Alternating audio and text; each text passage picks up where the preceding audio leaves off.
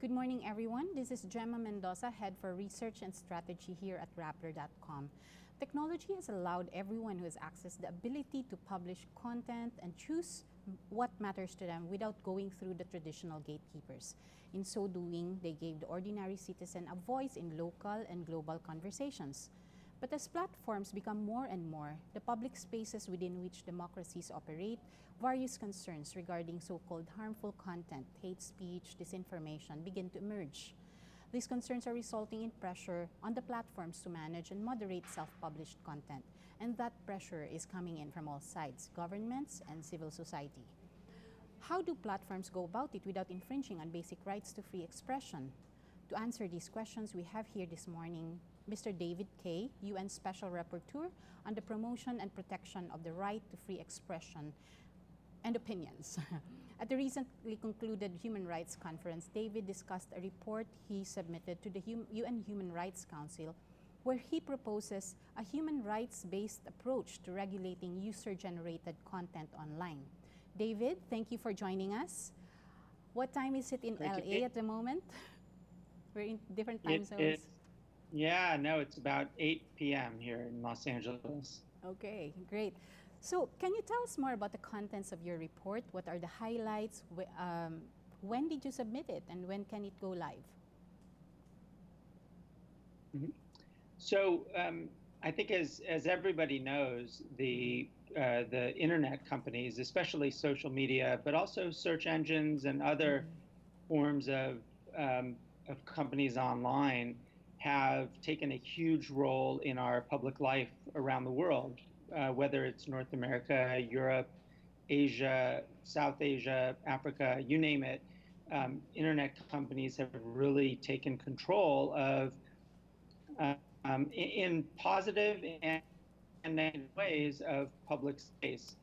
Mm-hmm. And what that means is that these companies are regulating the kinds of expression that we're allowed to engage in around the world. And this report is basically focused on the one hand, what should governments be doing to ensure that the companies and their platforms remain open to freedom of expression, and at the same time, and perhaps even more importantly right at this moment, what should the companies be doing to ensure that they remain open spaces for free expression and freedom of opinion? Okay, and when we're talking about, because a big part of it is hate speech, the conversations recently is about hate speech. That's a thin line, right? I mean, there's a thin line between free expression, regulating hate speech, and then infringing on freedom of expression. And what, I guess a lot of it will depend on definitions, right? So how does a particular comment or content cross over, and how? Yes. Yeah, it's a great question, Gemma. And hate speech is something that's I think in practice very hard to define, but in human rights law it has a fairly specific definition. So the main treaty in human rights law that deals with these issues is called the International Covenant on Civil and Political Rights. And the covenant in its Article 19 protects everyone's right to seek, receive, and impart information and ideas of all kinds, regardless of frontiers and through any media. But at the same time, it requires in Article 20 that states prohibit national, racial, or religious hatred that constitutes incitement to discrimination, hostility, or violence.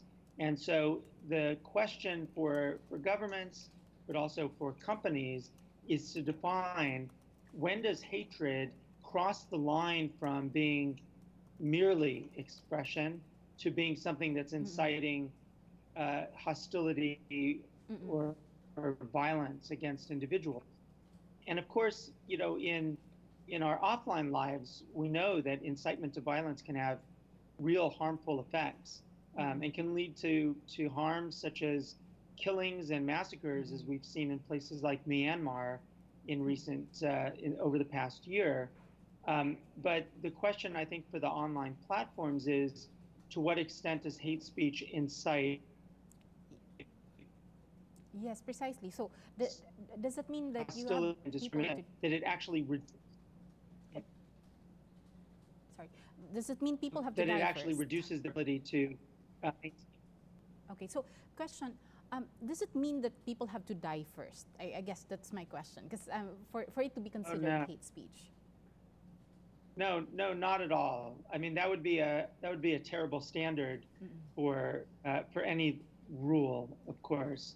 The question is, first off, does it cross the line from being mere hate speech to speech that's inciting violence or hostility or discrimination?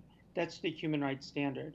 Now, you still, in order to restrict it, if you're a government, you still have to demonstrate that it's necessary to restrict that that particular expression. But the question isn't whether it would lead to someone's death. It could lead to something certainly much before that. It could be incitement to violence of any sort, of course, and it could be other forms of incitement to hostility that may create the environment for that kind of violence. So it's like something to justify another action, if something like that.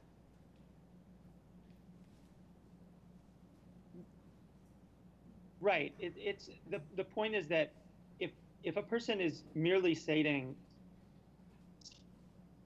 full, that's bad and that's wrong, but it's not something that either governments or companies should prohibit. They're certainly not required to under international law, but it's when it crosses the line to actually causing harm, that's when it should be regulated. So like calling, like wishing, for instance, because I've seen a lot of these things, it doesn't normally come in the form of, okay, I will do this to you, but it's like, oh, I wish you will be raped or something like that, or I wish your parents will be, or your daughter will be publicly raped, something like that. Does that constitute hate speech? It can. I mean, it can. And I think we need to say it's clearly hate speech. The question is whether it's hate speech that should be prohibited by, say, a platform or regulated by the government. And it always requires some sense of context. So I would give you maybe two different examples of when that kind of speech should be regulated. I mean, in one instance, it may be that the context is understood by the audience, by the listeners, as being a call to violence, right? In that kind of context, even if the language itself doesn't look on its face to an outsider like it's incitement, if in the context it's understood as that can be regulated and can be prohibited. The second kind is if we're talking about the platforms in particular, if that kind of comment and that kind of language is really undermining the rights of other people to have space for expression, then that should be something that the companies can also deal with.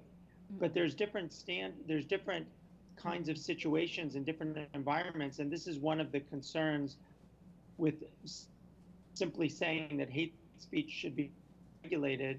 It really depends on the context in which it's said. Would you be able to cite particular examples where these speech, like legitimate expression, crossed over to that point, to the point of hate?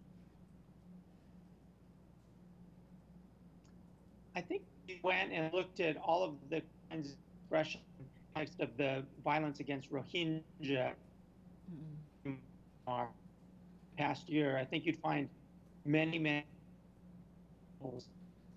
those, for instance, referring to Rohingya in extraordinary derogatory terms, for instance, as subhuman, and that can be understood in the context of the violence there as being a call that which, first and foremost should be dealt with by the authorities. And something we've seen in Myanmar is that the government simply has not dealt with the incitement to violence. So that's one kind of situation. You also mentioned a situation of, very serious misogyny, threats against women, or you could say to LGBTQI individuals, right? That kind of, threat can be understood in context as being a call to violence, and that's the kind of thing that both the platforms, that is the companies, and governments should be on alert to fight against. Okay. And you talked about, during your presentation at RightsCon, you talked about the need for transparency in the way the platforms handle cases. Can you talk more about that? How will that work? Why is this important? Sure. I think one of the things that people around the world is believe they understand what the rules are. The rules are written in such vague terms that they don't know how they're actually applied. And so to know, for instance, we're talking about hate speech. They want to know, show us some of the cases where you have taken down content because it's been hateful according to your terms. Show us examples where you have left content up because you think it's not hate speech. We don't have enough examples of those, and those examples seem to be kind of just few and far between. My argument is that the companies, given their very clear role in moderating public life in so many parts of the world, that they should be really providing more and more, not just examples, but almost like a form of case law. They should be showing exactly what they're doing in different cases. Now, there'll be certain barriers to doing that in all cases, but that's certainly the kind of transparency that we're talking about. The other point, if I can add, is that in public life, we know that if government, let's say, restricts your speech, and it does so in a way that's inconsistent with the law, you might have a claim, you might have a remedy against the government. That doesn't exist in the context of the platforms.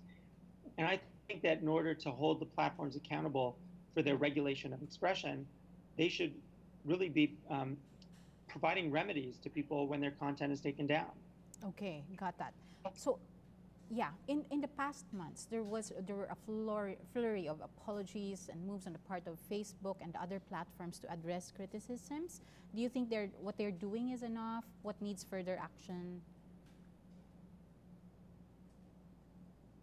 What's your assessment of the situation? The companies understand.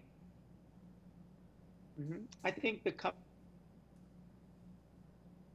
that they need to provide more what they also need, both in terms of dealing with serious problems on their platforms, but also in providing the kind of disclosure so that people like you and me and all of their users can understand the rules better. And I think we've seen certainly Facebook, YouTube, and Twitter providing a little bit more detail on these issues. Facebook just announced within the last couple of weeks that they will be providing a kind of appeals mechanism, which I think until we see exactly how it operates, we can't really comment on it. But I think these are positive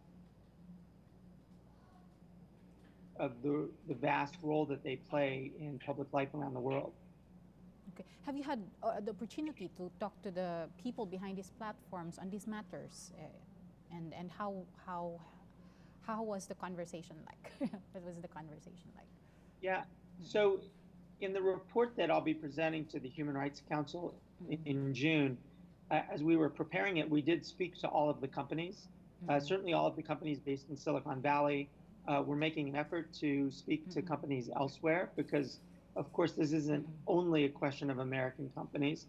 And at least with respect to those that we've spoken with, based in Silicon Valley, I think they've been open and willing to talk with us. I think the sense is that they understand that they face some serious problems. And my hope really is that the discussion that we have with them can continue so that as we evaluate what they're doing, we can feed into their own understanding of whether they need to make improvements. Okay, got that. So the companies are receptive at least to the feedback from the different groups. You think so?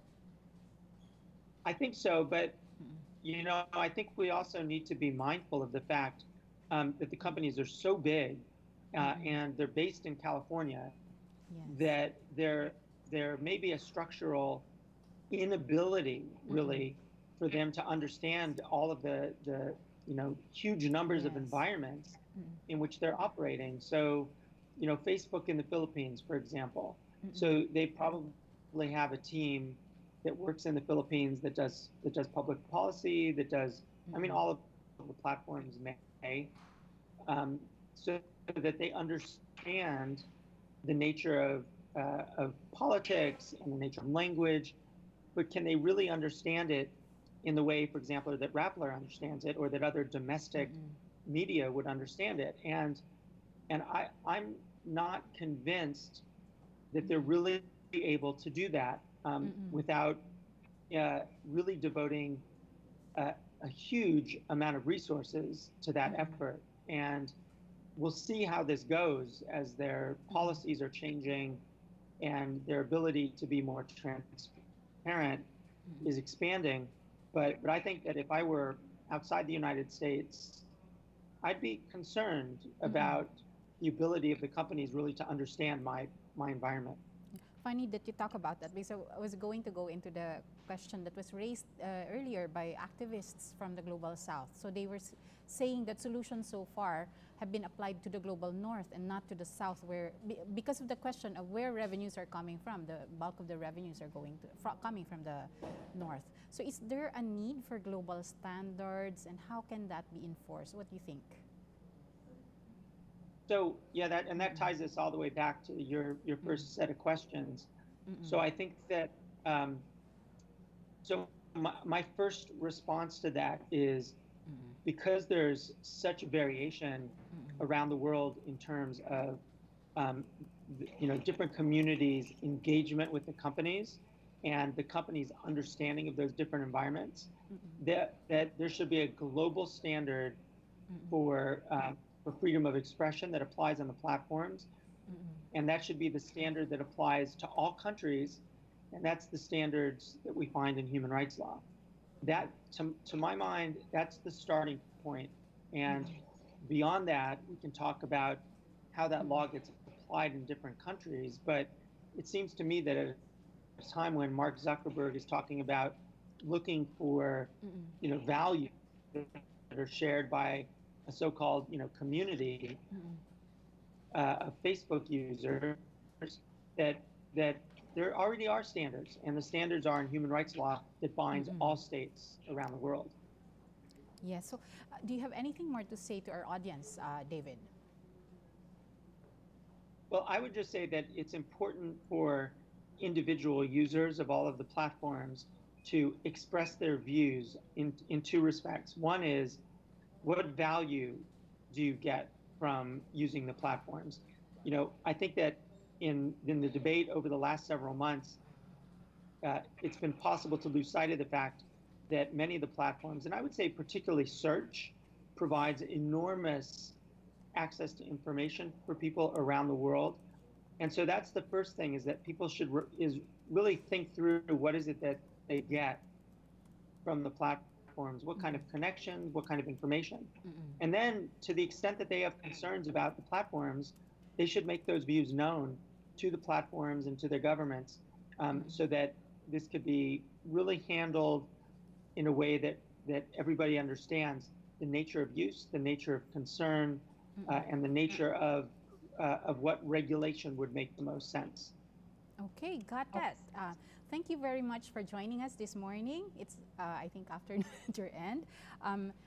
There you have it, ladies and gentlemen. You just got a preview of the UN Special Rapporteur's report to the UN Human Rights Council. Much is happening right now on this front, and we ask you to stay tuned in as we continue to report on these developments here at Rappler.